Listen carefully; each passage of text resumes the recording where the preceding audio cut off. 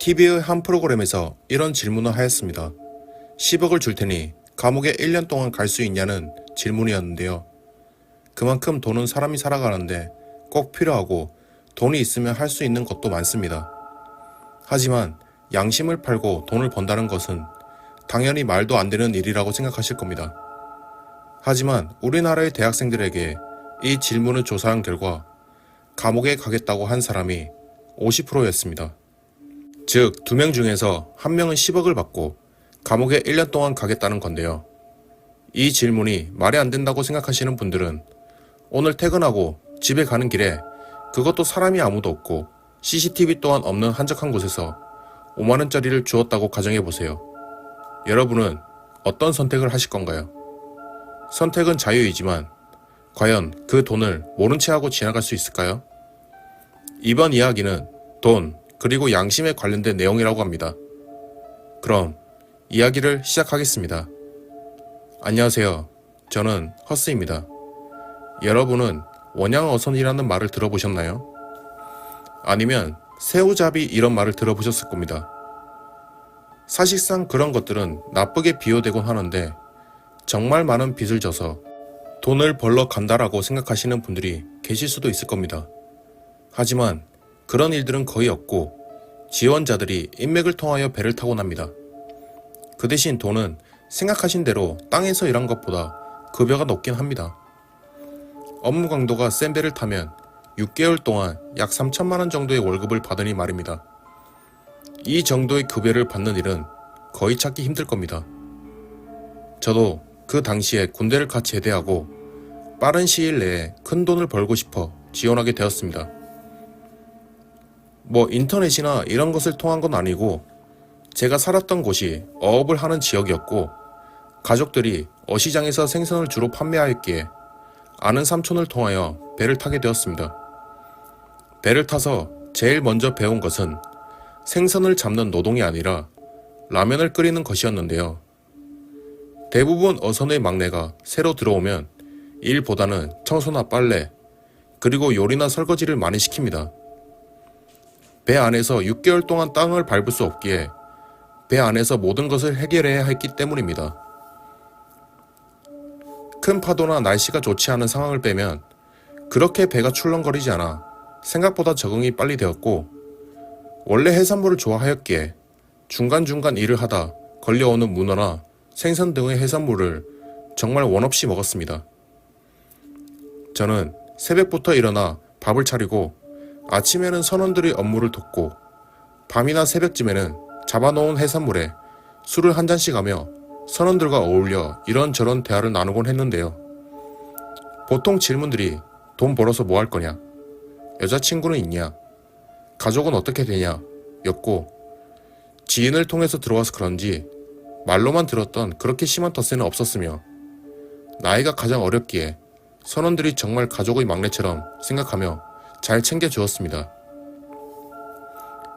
그렇게 며칠이 지나고 어획량을 채우기 전에 배의 선주인 김씨 아저씨는 이런 말을 했습니다. 신입도 들어왔는데 본격적인 일을 시작하기 전에 항상 가는 곳에 가서 땅도 조금 밟아보고 잠깐 쉬는 게 어떻겠냐 라는 말을 하셨고 선원들은 고개를 끄덕였습니다. 저희는 한 섬을 향해 배를 돌리며 들어가기 시작했습니다. 그날은 안개가 엄청 심했고 습기가 가득 차서 온통 유리창이 뿌옇게 흐려졌지만 자주 간다는 곳이어서 그런지 배는 곧장 섬을 찾아 잘 도착하였고 배를 한 곳에 정착하여 밧줄로 묶어두고 내려 이동을 하게 되었습니다. 그 섬은 정말 발전이 하나도 안 되어 있는 이게 우리나라가 맞나 싶을 정도로 시대에 뒤처져 있었습니다. 길마다 보이는 편의점이 하나도 없었으며 동네 사람들 또한 얼마나 적은지 길거리에서 사람을 찾는 게 거의 모래에서 바늘을 찾을 정도로 힘들었습니다. 그렇게 한참을 걷는데 마을 사람들이 하나 둘 보이기 시작했습니다. 선원들과 섬 사람들은 서로 반갑게 인사를 하며 마치 오랜만에 본 친척들처럼 서로를 반겼고 그 마을의 이장님이 객지의 사람들이 올 때면 쓴다는 마을의 공동주택을 열어주셨습니다. 선원들은 잡아온 생선과 해산물을 섬 사람들에게 나누어 주었고 섬 사람들은 술과 따뜻한 옷, 생필품 등을 나누어 주었습니다. 그렇게 술을 먹다가 저는 담배나 하나 피려고 밖으로 나갔습니다. 뭐 안에서 펴도 상관은 없었지만 이제 각 군대를 제대한 20대 초반이 그 많은 사람 앞에서 담배를 피우는 것은 조금 그랬기에 주택의 대문을 열고 밖으로 나왔습니다. 밖으로 나와서 방파제 쪽으로 걸으며 바다를 보는데 흔들리는 배에 익숙해져서 그런지 휴식을 취하고 있어서 그런지 왠지 항상 보는 바다이지만 그날은 그렇게 바다가 출렁거리는 게 보기 좋았습니다. 그렇게 한참을 보면서 담배를 피우고 있는데 저 멀리 철조망이 하나 보였고 그 철조망 너머 사람 같은 형체가 바다로 뛰어 들어가려고 하는 것이 보였습니다. 그 모습을 보고 놀란 저는 공동주택으로 들어가서 사람들에게 말하려고 하는데 김씨 아저씨가 앞에 막아서더니 이런 말을 했습니다. 여기서 본 것들은 머리에 담아두지 마. 저길 보세요. 사람이 바다에 뛰어 들어가는데 위험한 거 아닌가요? 이 섬 사람들도 섬에 대한 규칙이 있고 우리는 그저 잠깐 쉬러 온 이방인이니까 참견하지 마. 그 사람이 바다에 수영하러 들어가는 걸 수도 있고 정말 그 사람이 바다에 들어가 목숨이 위태롭다 해도 이건 섬 사람들의 문제야. 우리는 그저 며칠 쉬다 가면 되는 거야. 라는 말을 하셨습니다. 생각해보니 그 말도 일리는 있었습니다. 해수욕장 가면 우통 벗고 뛰어 들어가는 사람들도 있을 테고 그 철조망은 사람이 넘어가지 말라고 막아 넣은 것 같기도 했기 때문입니다. 김씨 아저씨와 얘기를 하고 있는데 섬 마을의 이장님이 나오시더니 인자한 웃음과 함께 괜찮다며 저의 어깨를 툭툭 치고 편하게 쉬다 가라 는 말을 하셨습니다. 그리고 그 다음날 숙소에서 일어나자 마을 사람들은 이장님 댁에 밥을 차려놨다면서 해장을 하러 오라고 하셨고 이장님 댁에 가서 밥을 먹고 있는데 저 멀리 어젯밤에 본 사람이 일을 하고 있는 모습이 보였습니다.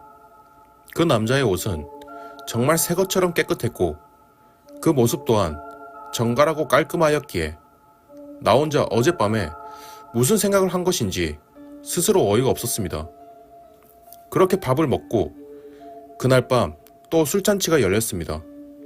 사실 이 어선잡이 배를 타는 사람들은 거의 다른 취미를 할 것이 없기에 정말 술을 많이 먹긴 했습니다. 선원들은 평범한 회사 사람들처럼 일을 마치면 가족에게 전화하거나 라디오를 듣거나 아니면 술을 마시는 게 거의 일상적이었습니다. 저도 마침 휴식을 취하고 있는 상황이었기에 가족에게 전화를 한 통 하려고 밖으로 나왔는데 이상하게도 핸드폰이 터지질 않았습니다. 그래서 선원들에게 핸드폰이 안 터진다 물어보자 여기가 너무 외딴 섬이어서 그래. 전화선을 여기까지 끌고 오는 것이 불가능해서 그래. 그래도 이장님 댁에는 전화가 터질 수도 있으니 거기로 한번 가봐라 라고 말했고 저는 이장님 댁으로 향했습니다. 정말 깊은 산 또한 전화가 터지는 경우가 없기에 섬 또한 비슷하다고 생각했습니다.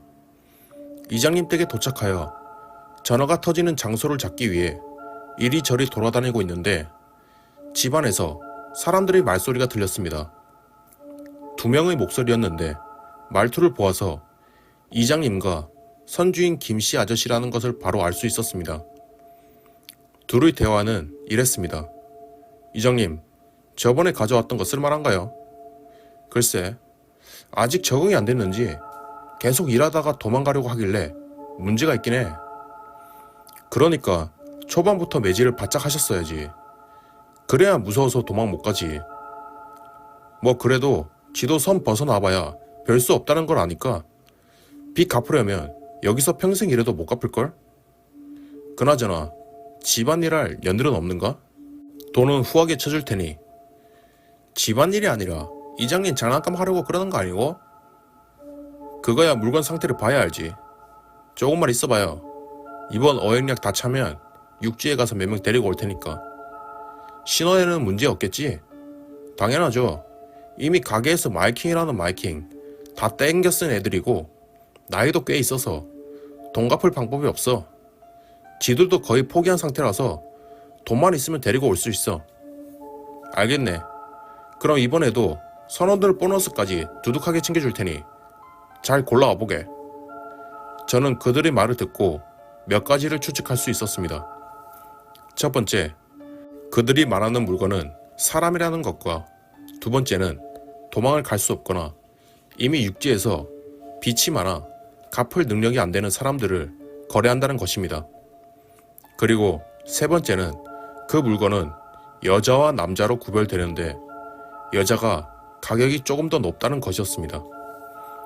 저는 그 대화를 들었지만 전화도 터지지 않았기에 신고를 할 수도 없었고 섬 사람들의 문제는 그들만의 문제라고 눈 감으라고 했던 김씨 아저씨의 말이 계속 생각나서 아무런 대처를 하지 못했습니다. 그리고 저희는 며칠의 휴식을 끝내고 다시 배를 타고 남은 어획량을 채우러 바다로 떠났고 어느 정도 이동하자 휴대폰의 통신이 다시 잡히며 핸드폰의 수신음이 들렸습니다. 그렇게 가족에게 안부 전화를 하며 한참의 대화를 하다 섬의 이야기가 머릿속에 스쳤습니다. 하지만 선주인 김씨 아저씨는 한 손에 여러 개의 두둑한 흰 봉투를 들고 나오더니 선원들을 모두 모았고 각각의 사람들에게 봉투를 하나씩 나눠주며 이런 말을 했습니다. 이번에도 이장님이 물건이 참 마음에 든다며 가격을 잘 쳐줬습니다. 와, 이번에는 꽤 두둑하네. 하긴 이번 건 꽤 괜찮긴 했어. 나이도 어리고. 다음에도 부탁한다고 하니 남은 일 다 잘 끝내고 다음에 또 들려 한잔하죠. 네, 그러죠 형님. 김씨 아저씨는 하나 남은 돈봉투를 손에 들고 저를 따로 부르며 말했습니다. 고생했어. 이거 보너스니까 받아서 잘 쓰고. 근데 아저씨, 아니 선주님, 섬에서 있었던 일.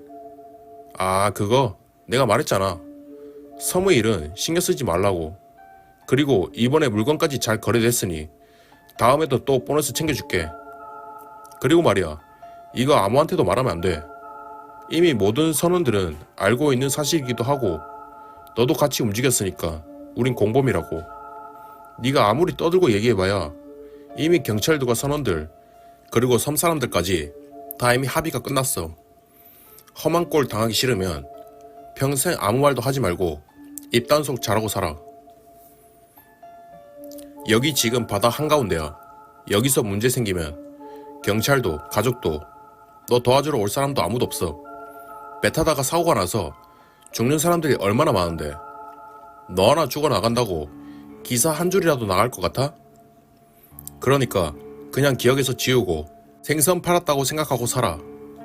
저는 그 봉투를 열어보았고 봉투에는 거의 500만원 이상의 돈이 들어있었습니다. 그때 동물적 감각으로 알았습니다. 이 배가 섬에 간 것은 휴식을 취하러 간 것이 아니라 물건을 거래하러 간 것이었고 제가 본 바닷가 그 광경을 모든 사람들 또한 봤고 일부러 저를 테스트하기 위해 이장님 댁으로 가보라고 했던 것이었습니다.